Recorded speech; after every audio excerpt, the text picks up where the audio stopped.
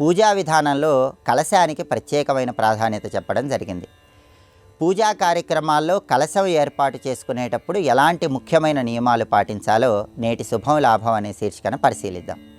భారతీయ సనాతన సంస్కృతి సంప్రదాయాల్లో, ఆచార వ్యవహారాల్లో, పూజా విధి విధానంలో కలశానికి ప్రత్యేకమైన ప్రాధాన్యత ఉంది. కలశస్య ముఖే విష్ణు, కంఠే రుద్ర సమాశ్రిత, మూలే తత్ర స్థితో బ్రహ్మ, మధ్యే మాతృగణాశ్రిత అంటూ పూజల్లో కలశానికి సంబంధించిన శ్లోకం చెప్తాం. అంటే కలశంలో నీరు పోసి ఆ కలశంలో కొబ్బరికాయ ఉంచి మామిడాకులు ఏర్పాటు చేసినప్పుడు, గంధంతో అలంకరణ చేసినప్పుడు, పుష్పాలు అక్షింతలు కలశ జలాల్లో వేసినప్పుడు ఆ కలశంలోకి త్రిమూర్తుల శక్తి వస్తుంది, సకల దేవతల శక్తి వస్తుంది. అంతటి శక్తి కలశానికి ఉంటుంది కాబట్టి కలశం విషయంలో కొన్ని ముఖ్యమైన నియమాలు తప్పనిసరిగా పాటించాలి.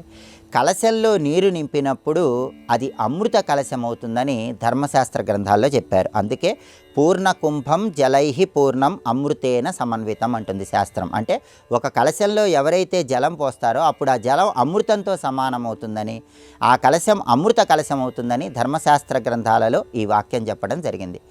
అనేక ప్రాంతాల్లో పూజల్లో కలశంలో ధాన్యం కూడా ఏర్పాటు చేస్తారు. అయితే ధాన్యం కంటే కూడా కలశంలో జలం ఏర్పాటు చేయటం ఎక్కువ ప్రయోజనాలను కలిగింపజేస్తుంది. ఎందుకంటే నీటికి మంత్రశక్తి, ఆవాహన చేసే శక్తి చాలా ఎక్కువగా ఉంటుంది. కాబట్టి సృష్టిలో ఉన్నటువంటి సమస్త నదులు, సముద్రాలు, వాటన్నిటి శక్తి కూడా ప్రచోదనం కావాలంటే కలశంలో నీటిని పోసి కలశాన్ని ఏర్పాటు చేసుకొని కలశ పూజ చేసుకోవాలి.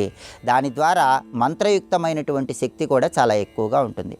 అయితే కలశం పైన కొబ్బరికాయ ఉంచేటప్పుడు కూడా కొన్ని ముఖ్యమైన నియమాలు తప్పకుండా పాటించాలి.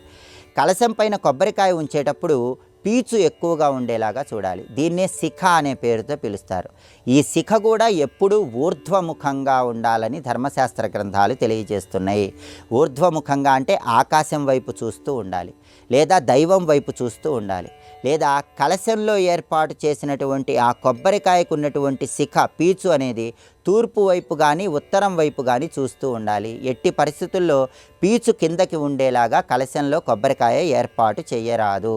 దీనికి సంబంధించి ధర్మశాస్త్ర గ్రంథాలలో ప్రమాణ శ్లోకాలు కూడా చెప్పడం జరిగింది. ఆ ప్రమాణ శ్లోకాలు పరిశీలిస్తే అధోముఖం త్యజే సర్వం ఊర్ధ్వవక్త్రం ప్రశస్యతే, శాంతి పుష్టికరం చైవ తస్మాత్ ఊర్ధ్వం స్థాపయేత్. ఇది శ్లోకం.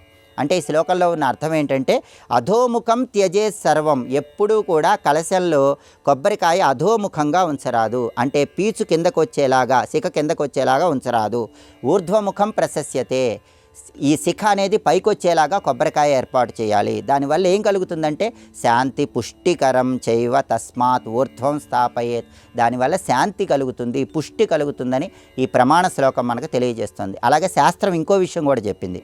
ఆ విషయం ఏంటంటే ప్రాక్ముఖం ఐశ్వర్య ప్రాప్తి ఉత్తరాభిముఖం తథా ఆయుష్యవర్ధనం చైవ తస్మాత్ తత్రైవ స్థాపయేత్ అంటుంది శాస్త్రం. అంటే దీనిలో ఉన్న అర్థం ఏంటంటే ప్రాక్ముఖం ఐశ్వర్య ప్రాప్తి. ప్రాక్ముఖం అంటే తూర్పు ముఖం.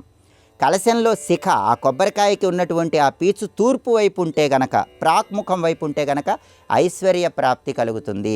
ఉత్తరాభిముఖం తథా, ఉత్తరం వైపు ఉన్నట్లయితే గనక అటువంటప్పుడు ఆయుష్ పెరుగుతుంది. అందుకే ఆయుష్యవర్ధనం చైవ తస్మాత్ తత్రైవ స్థాపయేత్. కొబ్బరికాయకు ఉన్నటువంటి ఆ శిఖ, ఆ పీచు తూర్పు వైపు కానీ ఉత్తరం వైపు కానీ ఉండేలా ఏర్పాటు చేయండి. లేదా దైవం వైపు ఉండాలి, లేదా ఊర్ధ్వముఖంగా ఆకాశం వైపు ఉండాలి.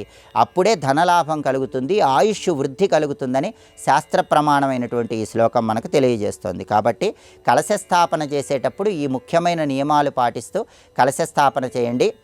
ధాన్యం కంటే కూడా జలాన్ని కలశంలో పోచి ఉంచినట్లయితే, కలశ పూజ చేసినట్లయితే విశేషమైన శుభ ఫలితాలు సిద్ధింపజేసుకోవచ్చు.